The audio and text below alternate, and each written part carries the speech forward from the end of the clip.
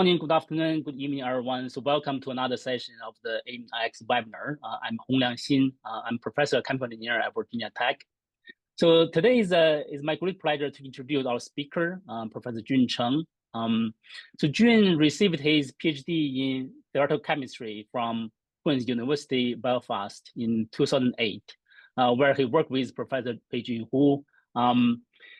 He continued his research at the University of Cambridge as a postdoc in theoretical chemistry under the guidance of Professor Mihail Sprague.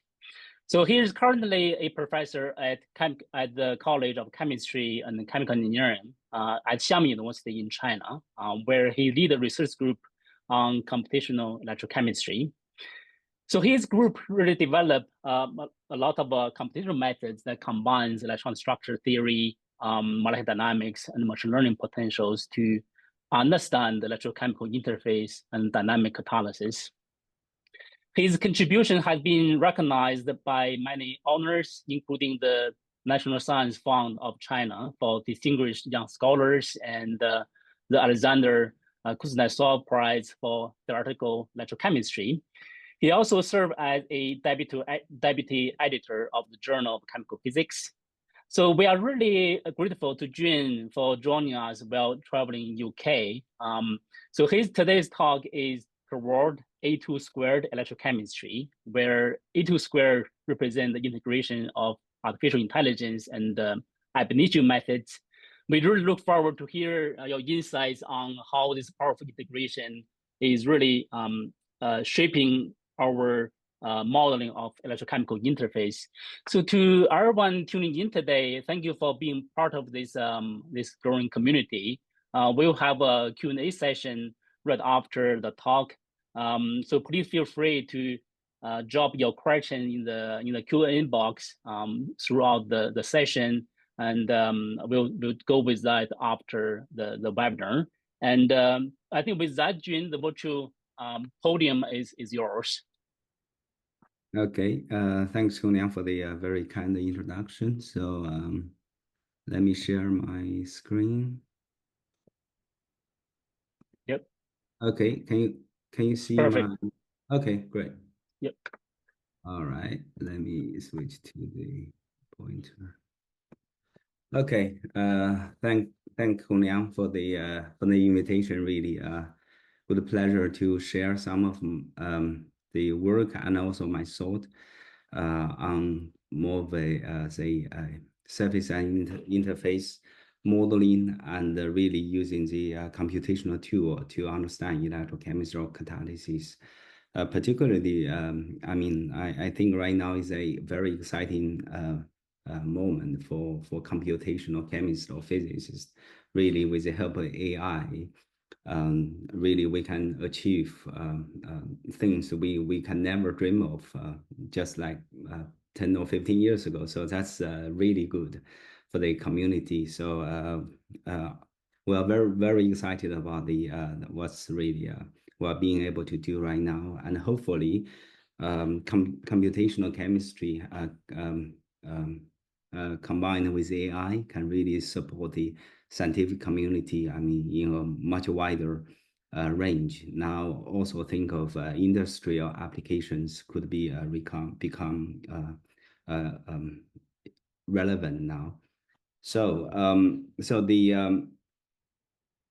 okay, the background really about my research is always about, like I mentioned many times in my talk, really the energy. So right now, the Chinese government launched this so-called dual carbon goal. That's a really ambitious initiative, but that basically said the carbon emission will be peak before 2030 in China, and also achieve overall carbon neutrality before 2060. That's really ambitious.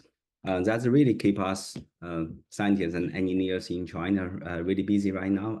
Relate to chemistry, we are really aim to at least three key areas of research: optimization of energy efficiency of carbon-based fuels, and also solar energy unitization and energy storage conversions. For chemists, that basically means we need to really study, for example, surface catalysis and interface electrochemistry. So it's really fundamental to all the three key research areas. In Xiamen University, we are very proud to host this state key laboratory of physical chemistry of solid surfaces. That's really a focus on fundamental part of the surface catalysis and interfacial electrochemistry. Right now, we have established a Kentucky Innovation Laboratory. Now there are professors in the college start to really working on energy devices, sort of focus on more applied side. So there are certainly many important applications. So even though the society will be electrified, mostly think of the batteries and fuel cell applications in electric cars and large scale energy storage, but the society still require chemicals that largely have to be extracted from the carbon resources like biomass, coal, or fuel cells that we require catalysis industry to transform those carbon resources into useful chemicals like polymers, detergents, explosives, and so on. So there's plenty of important applications. So in trust to the long history of electrochemistry, the ab initio electrochemistry, really applying ab initio method for studying electrochemistry is really much more recent. So only in the last 20 years or so. So that's one of the, at least to the best of my knowledge, so-called ab initio chemistry, electrochemistry was proposed in this CCAM workshop in 2010, organized by at that time, a postdoc advisor in Hillsborough and also Mark Cooper from Leiden. When I said the ab initio electrochemistry, I really mean using ab initio molecular dynamic simulation, sort of in a strict sense of first principles. So that's the ab initio molecular dynamics really developed by the two eminent scientists, Roberto Carr and Michela Pernello. So that's the method was invented in 1985. So that was this photo I show was a CCAM Marvel Classics lecture given by Roberto and Michela in 2019 in Lausanne. So that's when Michela was reviewing the development of the ab initio molecular dynamic method. So he basically emphasized our three key features on the method. So the ab initio molecular dynamics, there's no fitting parameters, so that's accurate and it has predictive power. And the method can be used to calculate properties that depend on electrons, for example, IR Raman, NMR, and optical spectra. And most importantly, he mentioned the method was meant for studying complex chemistry. So that was a really enlightening moment to me. If we think about ab initio molecular dynamics, it really combine electronic structure, theory, calculation, and molecular dynamics to treating complex systems at the quantum and statistical mechanical level. So that's to me, it's very important. So in the following, I try to show you two examples on surface and interfaces, why we think ab initio molecular dynamics is really key to understanding the fundamental aspects of surface catalysis and the interfacial electrochemistry.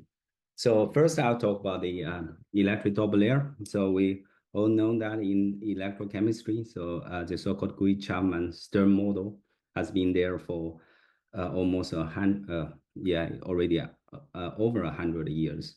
So this model is very successful. They really treating the double layer into two capacitors connected in series. So we have this very compact Helmholtz double layer and also a diffuse Gui-Chapman layer, right? Double layer. So this model really predict this so-called Gui-Chapman minimum in this differential capacitance curve at the dilute limit. Okay, so that's really make this model very successful. Has been the really widely used even till today. But the Helmholtz compact Doppler, so it's very often treated like a two-plate capacitor. That's basically assuming the capacitance remain constant as a relative wide range of potential. But for many metal electrodes like platinum and also even silver, experimental measurement actually show they have the differential capacitance curve very often show this bell shape differential capacitance. So there's a peak near the potential of zero charge. Okay, also for the silver. So it has been a puzzle in the field. But in the already quite a while ago, probably already over 30 or 40 years ago, Trasadi already basically anticipates that must be related to the electronic structure of the metal. And also Schmickler using this GLM model, think of there's a electron spill over from the electrode, okay, inside the electrolyte solution. So then treating the effect of the solution to the electron spill over. So they sort of have a pushback effect that can give a so-called negative capacitance that can explain using this GLM model. But the GLM model has certain limitations, right? They have the uniform charge distribution and very certainly omit the water electronic structure. Then the consequence is this model is very often limited to SP metals and can't treat the chemisorption of water. That's certainly is not ideal, particularly if we want to understand catalysis. Chemisorption will certainly be very important. So we do ab initio molecular dynamic simulation of the Doppler on platinum, so we can charge up the surface and put the counter ions near the surface so that we can treat in certain potential condition. We can simulate the structure of the Doppler at different surface charge density or at different potential equivalent when we convert the potential with respect to the standard Hatching electrode. So just to show in here, we can see that the surface, the water at the Doppler certainly have different structure. At a very negative charged, that's very positive charged surface. We can see here with just counter ion, all the water in the Doppler with proton pointing to the platinum surface. Okay, but on the other hand, at a very positive charge, that's at the positive potential, we see the water with oxygen stick to the point to the platinum surface. So that's actually water chemisorbed on platinum. We know that water chemisorb on the surface through this oxygen lone pair electron through the oxygen atom. Okay, at the potential of zero charge, where there's no net charge on the surface, so the water, there are certain fraction of water can chemisorb on the surface, roughly 0.2 molar layer. When the potential get more negative, the water actually can dissolve because the proton is positive, partially positive charge. They will point to the negative charge surface. Then the oxygen will flip up. They will dissolve from the surface. So that's you can see from this water density profile. When we change the potential, the peak, okay, corresponding to this first layer of water, we call the chemical water, really changed. At a very negative potential, all the proton point to the surface, the water fully dissolve. But at a very positive potential, and this peak really increase.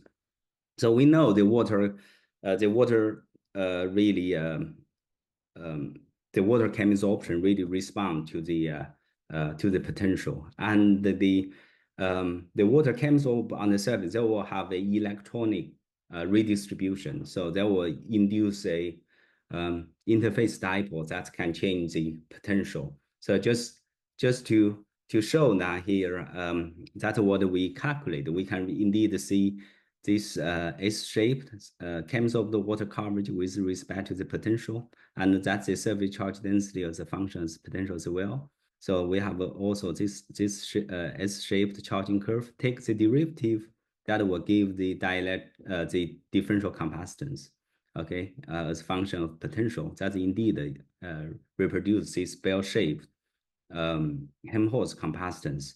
The reason for that is really that can be explained by introducing another capacitor due to the water chemisorption. Okay, that's what I try to explain. When the water dissolve or chemisorb from the surface can lead to electronic redistribution that can give an extra capacitance. That capacitance, it turns out to be negative, okay? That's the same as Gillian model explained, but the electronic effect is actually come from the water chemisorption. So these two capacitors connected in series that will give this differential capacitance curve. So that's really give this negative capacitance.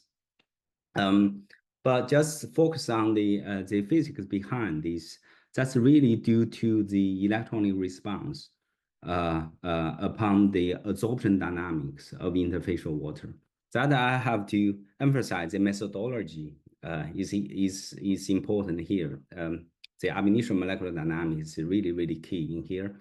At the same time, to treat the electronic effect, we need to using ab initio methods, and on the other hand, when we change the potential to simulate the absorption dynamics of interfacial water, that require molecular dynamic simulation. So that's is really a key to capture this negative capacitance by using ab initio molecular dynamics. So that's one example I want to show. The second example is on the catalysis. But before we talk about heterogeneous surface catalysis, let's go back a bit when the field really try to understand heterogeneous catalysis. People develop very high accurate instrument to probe the surface structure. For example, STM using very ultra high vacuum condition and also at very low temperature, so that we can really achieve atomic resolution of the surface species and surface structure. And at the same time, really the DFT community really can calculate the optimize the structure, even the transition state of the surface reaction, so that was a very good synergy between the surface science and DFT calculation. But those are all treatment at very ideal condition, namely low temperature and high vacuum condition. And the community soon realized that there's still a very long way to a catalytic reactor, right, from the surface science. And the heterogeneous catalysis has a huge environmental gap due to the pressure and the temperature effect, and also, of course, materials gap. Recent years, right, there are many institute and instrument that now can probe the surface structure under more realistic condition. For example, the in situ or atmospheric TEM can really probe the gold cluster on this oxide support. Just this movie show here, you can see the metal cluster undergoes dynamic change. But just to point out that that's the time scale is really the microscopic time scale. The time resolution is very often under millisecond. But when we talk about surface reaction, okay, the chemical reaction can really occur on the order of nanosecond, which is much faster. But the point, since the structure is really undergoes the catalyst structure undergoes dramatically under reaction conditions. From a computational point of view, we can't really view the surface reaction as this classic curve in the textbook, right? We have the minimum corresponding to the reactant and products, and very often we do static DFD calculation so that we can calculate the reaction energy and also even searching the transition state, calculating the barrier. But very often the entropy correction based on, for example, harmonic approximation.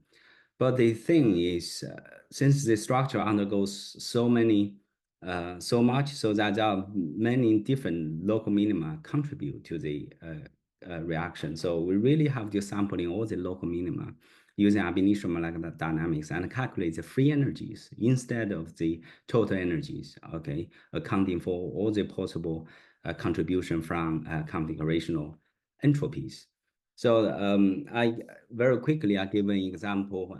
That's the oxygen dissociation on a small gold-13 cluster using ab initio molecular dynamics. So the trick we use to calculate free energy is really standard in the field, so-called potential mean force. We basically using constraint and molecular dynamics to fix the distance of the two oxygen atoms and calculate the mean force.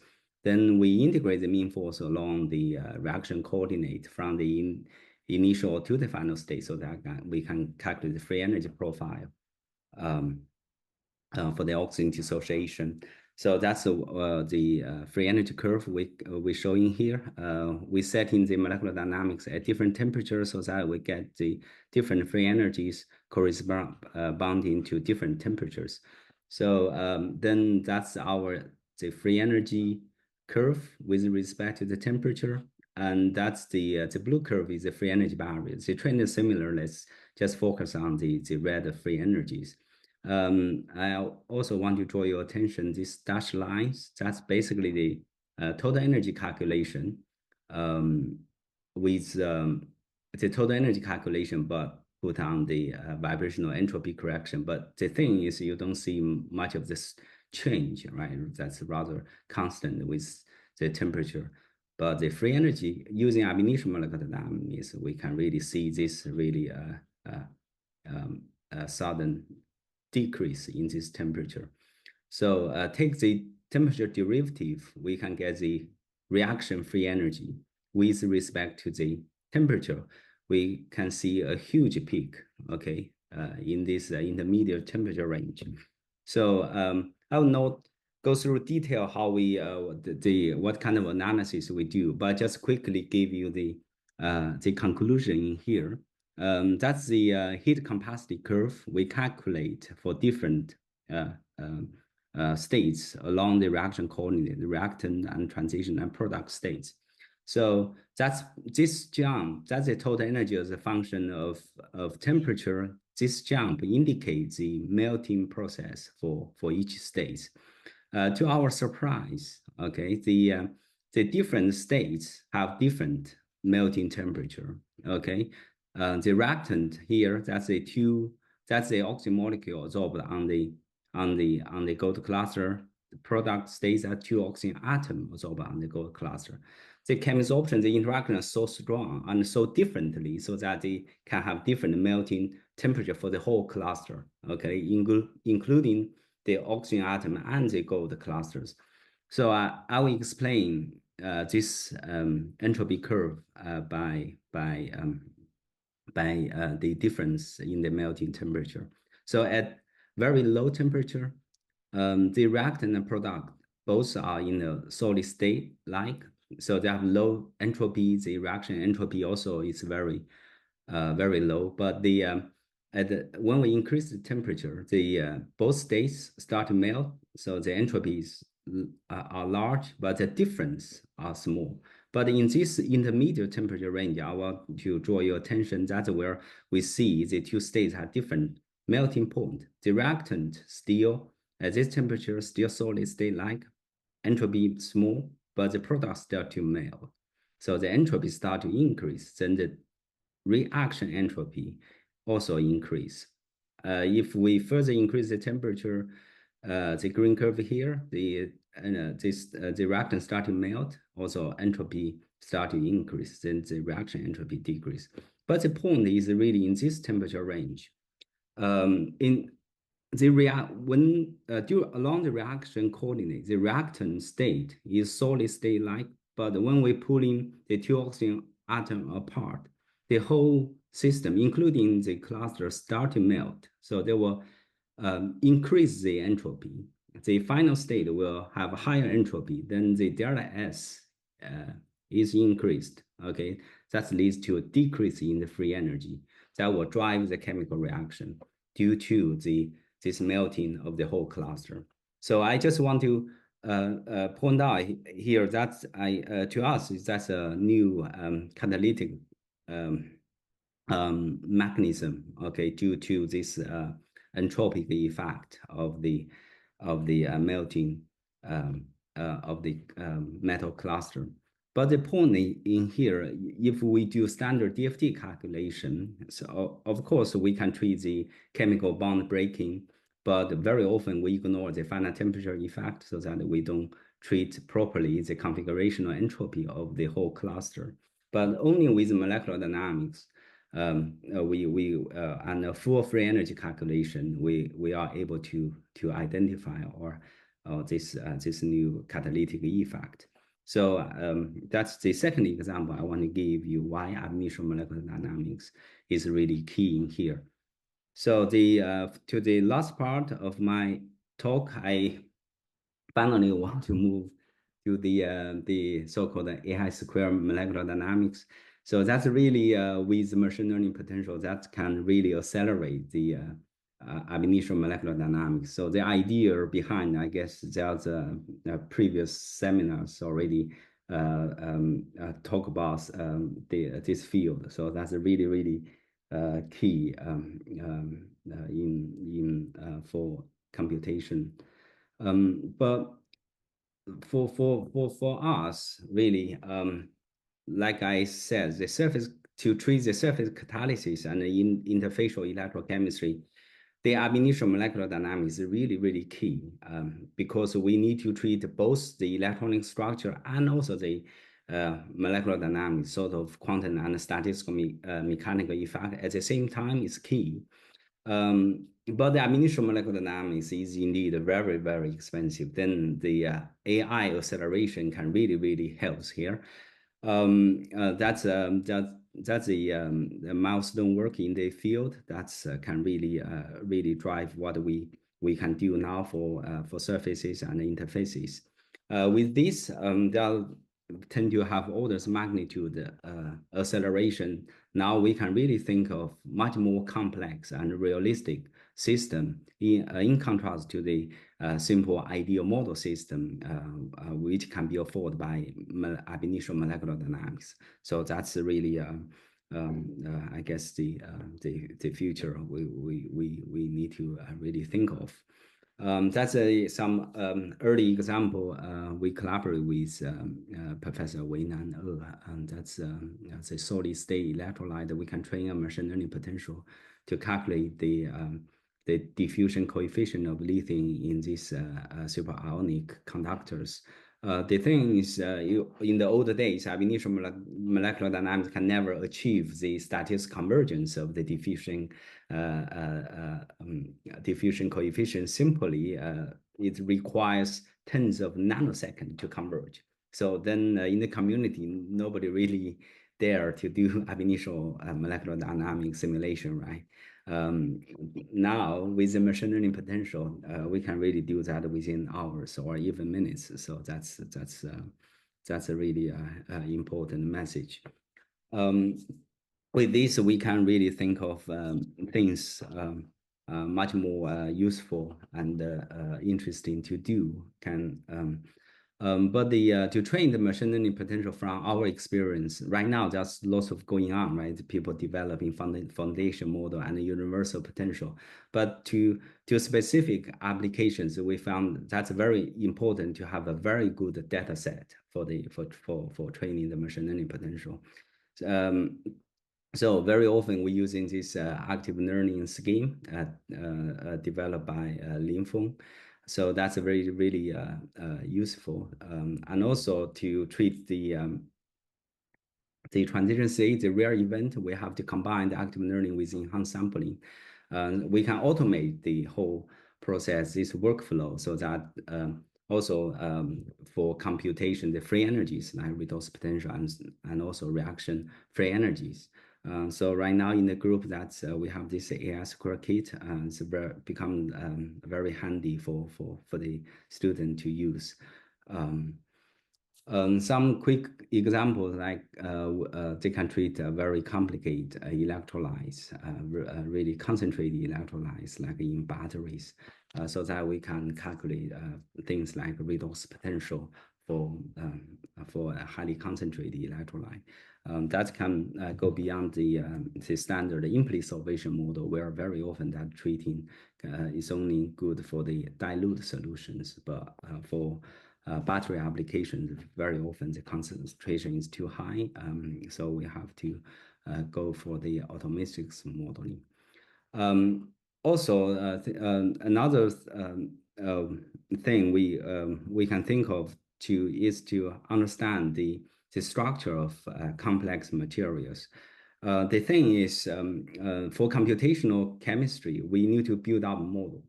So we can't really assure the model is really realistic or representative of the experimental setup or the materials in experiment.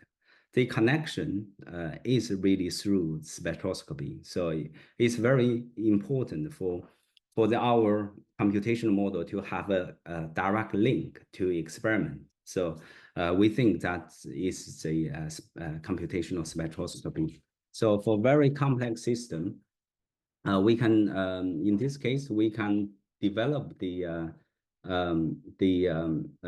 model to train to model, for example, that's a sodium cathode material. So we can train a machine learning model to track the sodium distribution in the materials. And we can also train a machine learning model to predict the chemical shift. So for each snapshot, we can predict the chemical shift, then we can calculate the MMR so that we can compare to experiments. So that's we think that's a really widely applicable idea. I also think of any vibrational spectroscopy we can use in the same methodology. We can also look at that's a concentrated electrolyte. The chemical shift really change with the concentration. We can also see that experimentally is not monatomic change. So there's a turning point, and the theoretical calculation can reproduce that. If we dig into that, this solvation structure is really, really complex, right? In this battery electrolyte, they have so-called solvent separate ion pair or contact ion pair, or even different types aggregate. So their distribution, statistical distribution, really change with the concentration, and the distribute, and also the probability is not monatomic, right? You can see there's a turning point. So it's very important to be able to simulate this system so that we can take into account all this statistical distribution. Back to the surface catalysis, we're using the machine learning potential. Now we can simulate much bigger system. The system I show you using ab initio molecular dynamics is just a gold 13 cluster, right? It's really, really, really small. But now we can also simulate bigger system. And also the idea behind is for the absorbate to affecting the surface dynamics, right? So that if it's a small cluster, it's okay. But for nanoparticle, you wouldn't expect the surface absorbate absorbed would change the dynamics of the whole nanoparticles, right? So you would expect the effect will be minimal. But to our surprise, we check this, we train a machine learning potential so that we can simulate this CO2 dissociation on copper 55 nanocluster. So that's diameter around 1.5 nanometer. We again, we can see the jump, okay, in the free energy curve as functions temperature. But in this case, we can see two jumps, okay? It turns out that actually have a surface pre-melting. Nanoparticles can go through two stages of melting, pre-melting of the shell and then the melting of the whole cluster, including the core. Apparently, they will have the effect for the surface reaction, that the absorbate don't have to really change the dynamic behavior of the whole nanoparticle, but only the one or two surface layer would sufficient to change the surface reactions. Then we also look at the point defect, like vacancy and other atom on copper surface. For the vacancy, we can see that this pre-melting temperature decrease compared to this copper 55. That's a really symmetric cluster widely studied in the literature. So you would think, so you have oxygen, you have copper vacancy so that the surface atom can move more freely on the surface. They can become more dynamic, so the melting temperature decrease. And if we add one atom, it turns out the melting temperature, pre-melting temperature decrease even more. We found out that this other atom can really penetrate inside the surface layer, cause lots of strain. That actually can make the surface layer more dynamical, so that the melting temperature decrease down to around 300 K. I really want to emphasize in here, that's really 300 room temperature. So for a metal cluster, the surface is really, really fluid-like. So that's things we need to think of. So just to point out that to be able to calculate the free energies of this nanocluster, we really require statistical sampling of 2 billion configurations. That couldn't be achieved without machine learning acceleration. But on the other hand, really being able to observe this surface pre-melting effect on catalysis, that's really cause us to think what is our traditional statistical our traditional way of thinking structure activity relation, where we think of really static active side. But now, if the surface becomes so dynamical, so what's the structure activity relationship we are looking for? We really have to rethink of this. Okay, just maybe 5 minutes just to talk about the machine learning potential treating for treating the electrochemical interface, where we have to think of the long-range electrostatic interaction. We all know most of the current machine learning potential we use based on this short-range description. But the long range is certainly important for electrochemistry. Think of all these charge surfaces and the charges of ions. That's a very good example shown by Roberto Carr and Bella Saloni. That's a charged TiO2 water interface. So that's basically a different pH condition. You have charged surface. They nicely show that for a short range machine learning potential, on the left, you can see in here that the ion distribution in the bulk electrolyte, okay, for the cation and anion. So they are not these two curves are not overlapping, indicating that there's a charge excess in the bulk electrolyte. Okay, so there's no charge neutrality at bulk electrolyte. That's really concerning, right? But with a long range, with long range electrostatics, you start to see the charge actually is balanced. So that's just to indicate the long range electrostatics is certainly important for electrochemistry. But that's basically say we really need to account for the polarization for the electrochemistry. So there's now various versions how to treating the machine learning potentials or short range, so omit all the electronic structure, but how to treat the polarization and also think of if we want to apply a potential. So then also our electric field, how this polarization term affecting the Hamiltonian of the whole system will be very important treating the electrochemical models. So the dielectric response at electrochemical interface, very often we separate the electrolyte and the electrode. So the electrolyte is an ionic conductor, but is an electronic insulator. So it has this local dielectric response in terms of electronic structure. But for metal electrode, in here we focus on metals. The metal electrode is an electronic conductor, so they will have this non-local dielectric response. Okay, so that's very different from the electrolyte.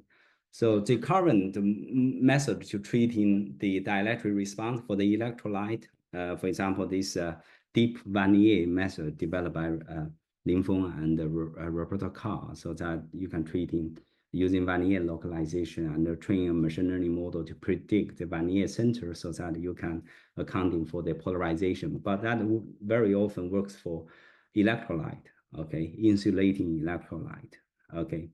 But for the metal electrode, so the non-local charge transfer. So very often we need to use in the, for example, like the method that people using called the QEQ or charge equilibrium scheme, so that we can treat this more of a conducting system. Then we using this hybrid representation, okay? For the electrolyte, we using the Vanier centroid method, basically train an extra deep Vanier model to predict the polarization for electrolyte. But for the metal electrode, we using this Simmons-Briggs method to so-called polarizable electrode method, so that we can treating the non-local dielectric response. So then the machine learning potential for the interface. So we combine the polarizable electrode for the metals and also Vanier center for the electrolyte. Those two combined explicitly treat the electrostatic energy of the whole system and leave the short range energy that we treat, we train using the standard machine learning model. So that's this partition scheme very often also used in the literature. That's the data set we include in for the platinum. That's the potassium fluoride surfaces. To just quickly show the validation, okay? Using this, we call the EC machine learning potential, we can reproduce this coverage of chemisorptive water on platinum as a function of potential. So this red triangle are from ab initio molecular dynamics simulation I showed you previously. So that's really overlapping. That's very, to us, very encouraging. And also we can reproduce this bell-shaped differential capacitance curve. Okay, that's also reproduce ab initio molecular dynamics. So that's sort of the validation of the methodology. We can also apply a field for this metal interface. So we can calculate dielectric profile of the water near the interface. So we can see for the chemisorptive water layer, indeed, that's a negative capacitance as we expect. And also the physics option layer, we also have this sort of screened or reduced dielectric constant showing here. But this dielectric profile very often converge on the nanosecond time scale. It couldn't be done using standard ab initio molecular dynamics. Okay, so that's more of a detailed analysis of what causing we think the water structure at the for the chemisorption layer. We observe this enhanced dipole moment due to chemisorption, but for the physisorption layer, the water can really have a lower dielectric constant due to the water have a less hydrogen bond in this layer because this proton can point to the metal surface, so they will have less hydrogen bond. Okay, with this, I think I need to conclude in here. So we think ab initio molecular dynamics simulation is important to treating the electric double layer and capacitance for metal electrode, particularly this dynamic change of chemisorption water in response to applied field can lead to negative capacitance.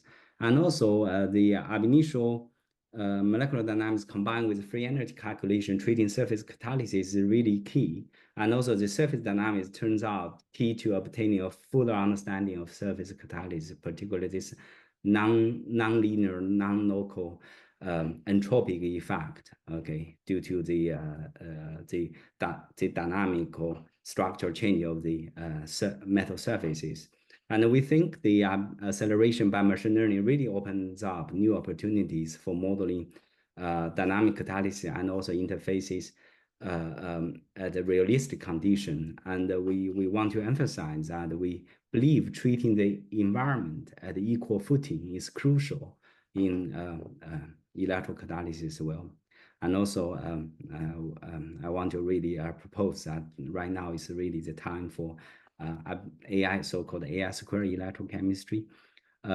Okay, so all this work I present is actually done the very excellent students in the group. Some of them already graduate and also starting their own group. Jiabo, who did the platinum ab initio simulation, ab initio molecular dynamics simulation of platinum, and Juan calculate this phase transition catalysis, right? And also Qiyuan do this. Wang Feng do the electrolyte, battery electrolyte simulation, and Fu Qianggong calculating this surface pre-melting catalysis. Jia Xin actually developed this electrochemical machine learning potential.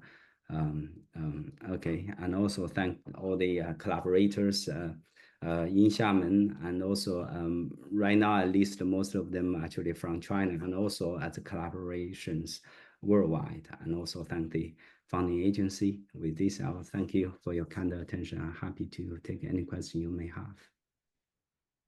Thank you. Thank you, Jim, for the excellent talk. Really covering a broad range of ab initio methods for complex systems and how we can use AI to accelerate to model complex systems and bridging skills. So we have a lot of time for questions. So Jun, let me read out the question for you. So make sure everyone can hear it. We have a few already. So please feel free to drop in more questions. We'll try to go one by one to see how much we can go. So first question is very technical. So it's about how you compute the free energy profile from ab initio MD simulations, and what type of free energy you're talking about, and what relevant methodologies if you really want to sample to get the Gibbs free energy profile accurately. Okay. There's actually many free energy calculation method and also implementations you could use. In this case, we, as I said, that's so-called the potential mean force. So that's specifically, we calculate the, using constraint MD, right? We constrain the distance between the two oxygen atoms, okay, on the metal surface. And do molecular dynamics simulation to calculate the mean force between the two oxygen atoms. Okay, then we change the distance, right, from the reactant, that's a 2-oxygen molecule. Then we progressively increase the bond distance until the oxygen-oxygen bond break. And at each fixed distance, we calculate the mean force. Okay, then to calculate the free energy, we need to integrate the mean force, okay, along the reaction coordinate from the reactant to the product. That will give you the free energy. So that's it's like we do a mechanical work on things, right? The reversible work is you integrate the force along the path. So that's sort of like some in thermodynamic integration, we can get the free energy. There's other method. For the surface pre-melting, we actually using the metal dynamics. So that's developed by Professor Michele Parinello, so that you add a penalty function, right, so, to move the system out of the minimum. Okay. Thank you, Jun. So another question is by Wenbin Xu. So thank you for the great talk. So when you talk about the entropy, are you mainly talking about the configurational entropy? So how about others, such as vibrational, electronic, and others type of entropy contributions? Yeah, in this case, we don't really, that's more of a rather rigorous way of calculating free energy, right? We don't really separate different components, right? Of course, you could, if you want to project this free energy profile onto certain models, right? The methodology is rather rigorous, but there's only one assumption, of course, that you need to choose your own favorite reaction coordinates. That's the only assumption we have to make. But the rest is rigorous. We don't separate them. Okay. Yeah, another question by Wenbin is even DFT functional is not accurate for some systems, for example, CO absorption. So given the universal machine learning potential accuracy, so how would one expect the reliability of the results for electrochemistry? I assume using this type of universal machine learning potential trained with DFT data. How would you pay attention here and apply those methods? No, that's the same thing, right? The machine learning, the accuracy of machine learning potential is set by the accuracy of the level of functional you use, right?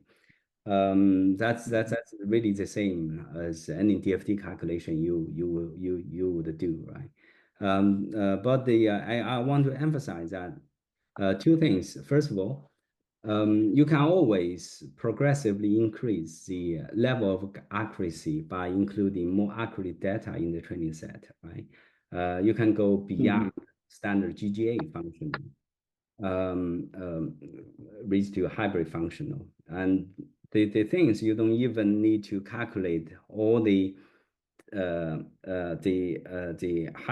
hybrid functional for each data point in your training set. You can train using this data learning to train this improvement, right? This correction in energy using a smaller data set. So I would expect in the future people can systematically improve the accuracy of machine learning potential by this means. Another thing is for everything we do, we try to compare directly to experiment. So that's what I want to emphasize. We need to calculate spectroscopy, things like that, and also any property we need to compare to experiment directly, so that we can assess different source of errors. Okay, of course the training of machine learning potential can cause errors as well, so that we need to carefully benchmark against. Okay. Thank you, Jun. So another question by Run. Is it possible to use high throughput method to calculate the organic electrolyte property in flow batteries? I guess that's this work. Yeah, yeah, that's what we are trying to do right now. We indeed have a universal machine learning potential for battery electrolytes. So far it works rather well. I mean, we have to really explore the power of transfer learning, really, of the neural network, so that for the data set we built. So although it's much bigger than we normally think, but once we have a reasonably large data set, then the machine learning, to train the machine learning potential can cover a very large configuration or composition space of the battery electrolyte, so that we can do high throughput calculation for the electrolyte with different composition at different conditions. So that's yeah, I'm sure many people are doing this right now. So that's a very important application. Yeah, thank you. So another question by Minxi. So he's asking about it seems like there's still some gap between the ab initio simulated this CV curve of the platinum water system with the experiments. So what could be the reason? That could this type of a long range interaction can help bridge the gap? What else are sort of missing in our ab initio simulation, and could be a different functional can make a big difference? Sorry, what's the difference between the capacitance curve or what? Oh, yes, compared to what experiment? Sorry. Compared to the experiment, so the surface charge voltage curve. Machine learning part or the ab initio molecular dynamic part? I think ab initio. Here, right? This one, right? Yeah. Okay, there are many things going on here. Of course, yeah, if we talk about this, the experimental measurement is also not trivial, right? And also for this very difficult system, we also need to think of how we interpret experimental results. For example, this measurement of the differential capacitance of compact Doppler is non-trivial, right? They really have to use impedance spectroscopy measure this at the IV curve at different frequency, right? Then they have to assume certain process is faster than the other, so that they can change the frequency so that you can focus on at a certain frequency range. Okay, in this case, on platinum, there are lots of things going on, not just water, also proton or OH can absorb on the surface. That's how we, that's, I mean, any ions. So for water, we can't exclude the proton and OH minus, right? They can absorb on the water as well. They can, first of all, the proton, so-called UPD, can really leads to this pseudo capacitance. So very often they have to really separate them using by choosing different potential frequency range. And the other thing is in our simulation right now, we don't have specific absorption of ions like proton and OH. If you look at this, I assume that what you're trying to say in here, this potential range is much narrower than what we have in here. That exactly, we have another work show that if we have proton with hydrogen absorption, they will exclude the water from the surface. They will, then you will see less of this bell-shaped capacitance curve.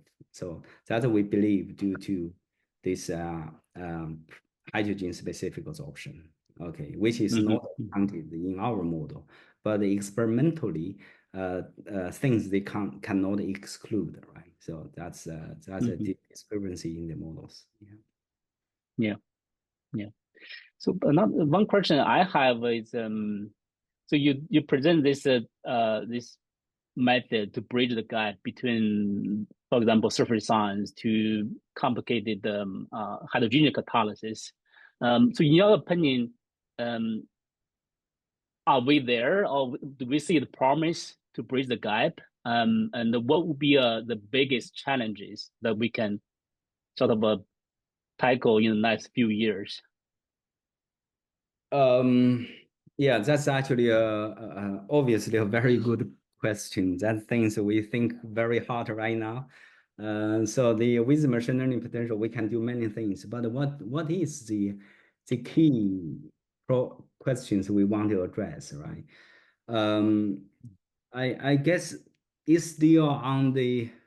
Of course, if back to these slides, the condition gap. So different the the pressure condition or temperature condition we can take into account.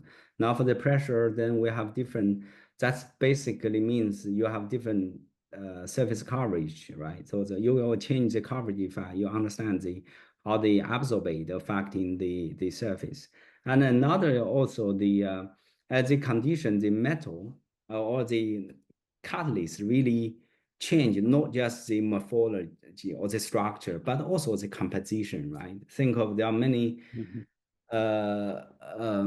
reaction involve oxygen atoms. Then you change the condition, different pressure, the oxygen not only absorbed on the surface can really penetrate inside, right? Form this partially oxide species, right? Then the whole structure really changes. Of course, the coupling of those processes at different time scale eventually is something we need to address first. Okay, what type of chemical processes they can really entangle with each other at at a wide range of time scale, right? As I said, the surface reaction very often undergoes like take a nanosecond time scale, but the structure change very often much smaller, slower. But there are different type of change in the catalyst structure. But what type of changes, structure change, will overlap with the catalytic reactions? That will be something we need to understand. Yeah, totally agree. Yeah. So I think with that we're slightly over time, and but thank you, Jun, again for the excellent talk and those insights and all the answer our questions. Thanks everyone for attending this webinar, and I hope to see you all next time. And Jun, I hope we can catch up in person next time. Yeah, sure, soon. sure. Next time, if you back to China, drop me a line. I would very much like to invite you to Xiamen. Yeah, of course. Yeah. All right. Thank you again. Enjoy the Labor Day work. We'll see you next time. Okay, that will be the last work I will do today.